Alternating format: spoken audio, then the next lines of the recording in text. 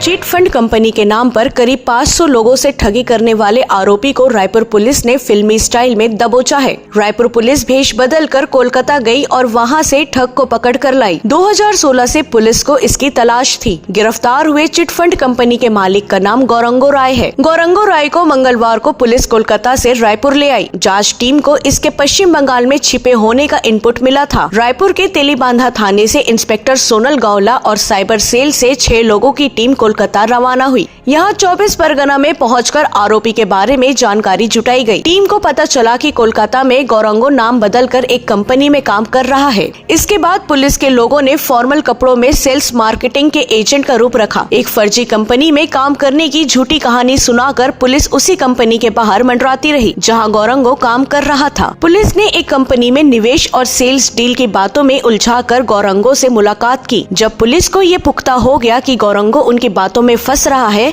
तो टीम उसे अकेले मिलने बुलाया। इसके बाद वहीं से गिरफ्तार कर टीम रायपुर ले आई। 7 दिनों तक रायपुर के पुलिसकर्मी सेल्स मार्केटिंग के एजेंट बने घूम रहे थे।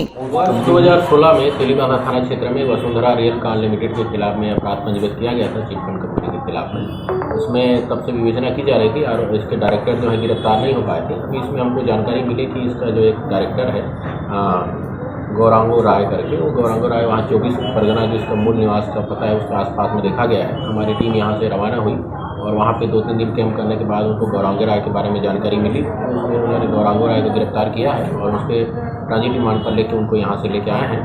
और कंपनी की संपत्ति के बारे में पहले हमको जानकारी नहीं मिली थी। जब हमारी टीम वहाँ पे जाके पतासाजी की तो उसको इसके डायरेक्टर के नाम पे 2 बड़े होटल की भी जानकारी मिली है, जिसको हम विधिवत पूर्ति के लिए प्रक्रिया प्रारंभ करेंगे।